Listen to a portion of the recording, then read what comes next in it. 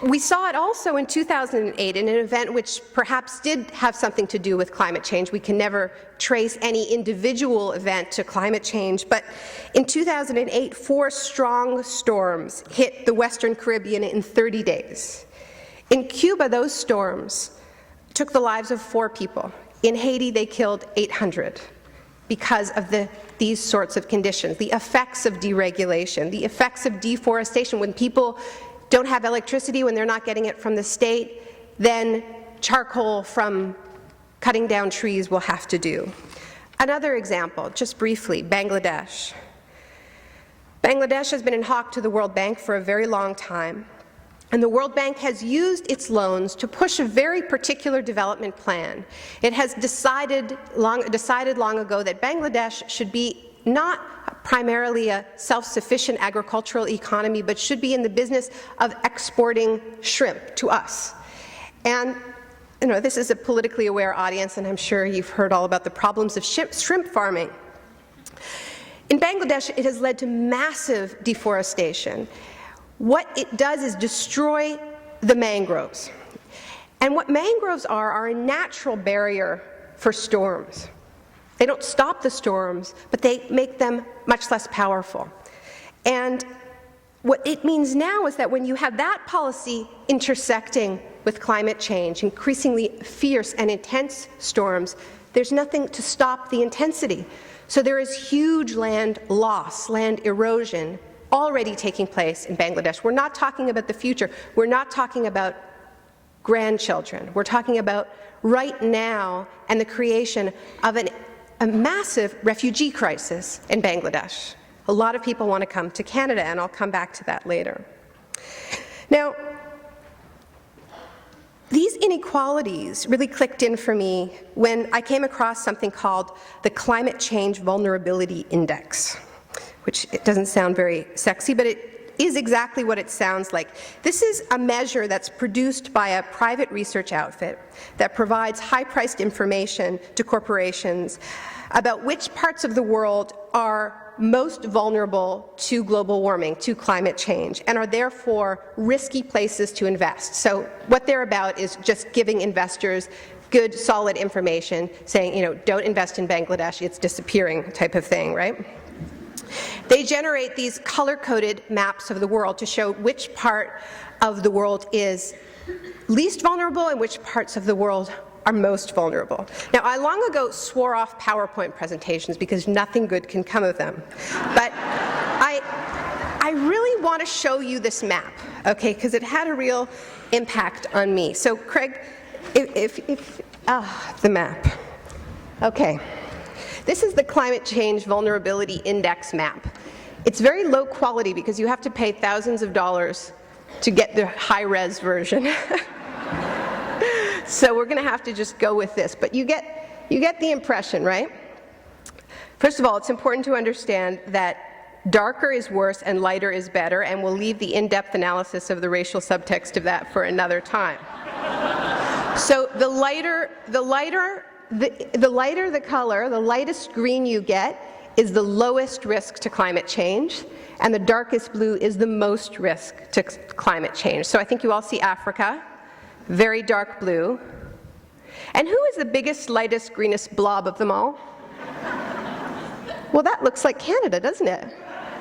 Even in the low-res version, I seem to recognize Canada. We're even better than the US when it comes to surviving global warming. We own this podium. We have gold in the apocalyptic Olympics, okay? Now, if you look at Canada a little more, you can see there's a couple of dark spots, okay? Not too dark, but those are indicating the likelihood of droughts in southern Saskatchewan, fires and storms on the west coast. But overall, we are decisively in the lowest risk green category. We are a green zone. Somebody who visited the real green zone in Baghdad can tell you there are certain similarities. The truth is, and we can get rid of that image now unless you want to look at it, the truth is that there will even be some benefits for Canada, like much longer growing seasons, like valuable shipping routes opening up in the Arctic thanks to melting ice, So it really shouldn't be a surprise that climate change denialism is gaining ground in some of those green spots on the map, like the US and Britain and Canada, Maxime Bernier's comments on Wednesday being only the most recent and grotesque example. We seem to believe that we can afford to waste time. You can begin to understand also, looking at that map, why, from the perspective of the most affected regions, climate change looks less like a collective challenge that we are all in together and more like a silent war that is being waged by the rich against the poor. And as in Afghanistan, Canada is a major aggressor in this war. We are doing this to Africa, to the Maldives, to Bangladesh, to Haiti. We're doing it with our careless overconsumption, with our scramble for the dirtiest sources of fossil fuels imaginable, with our failure to build other economic engines to sustain ourselves, and with our government's unconscionable belligerence on the world stage in forums like Copenhagen. We are not passive actors. We are aggressors. Our actions are deeply affecting others. Now, I know that environmentalism isn't supposed to sound that way. It's supposed to be green and fuzzy, not red and angry. But climate change is not just an environmental issue anymore. It is the human rights issue and social justice issue of our time. It's time to start paying our debts.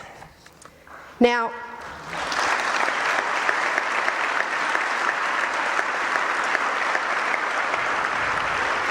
so what does that look like? What does it look like to start paying our climate debts? There was a parallel conference during Copenhagen, a sort of people's summit called Klima Forum, and they devoted a whole afternoon to the issue of climate debt. And there was a panel that I was invited to participate in on reparations, trying to articulate what climate reparations would look like. And I was the only representative from a debtor nation on the panel. It wasn't fun being a Canadian in Copenhagen, by the way. The youth delegation from Canada, they were going to have an action one day where they were going to take the Canadian flags off their backpacks and sew on American flags. I think they decided not to, but you get the point.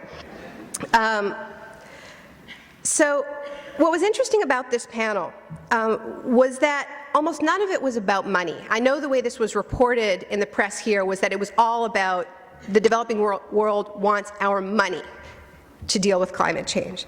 But almost none of it was about money. There was a minister from Bangladesh on the panel who said that his vision of climate change, climate debt reparations, was a total overhaul of the refugee laws in the world to recognize that the huge numbers of people being displaced by climate change, which they had no role in creating, have a right to move, have a right to safe haven. And that's his vision of reparations. And he was very clear that he was not saying that this should happen out of the goodness of our hearts because we feel sorry for them, but because that's what justice looks like. Now, that said, it was also a little bit about money, because paying our climate debts does mean a transfer of wealth and resources of immense proportions, and that is just. Developing countries need money to deal with the enormous costs associated with climate change, whether that means building those seawalls or the disaster response infrastructure, or, equally importantly, whether it is having the money and technology to be able to leapfrog over dirty energy like coal and go straight to wind and solar. They need money for that because these technologies cost money, and in fact, they're more expensive up front. They may be free once you have the infrastructure, but the infrastructure costs to get in place, and it's always going to be easier to go for dirty fuels.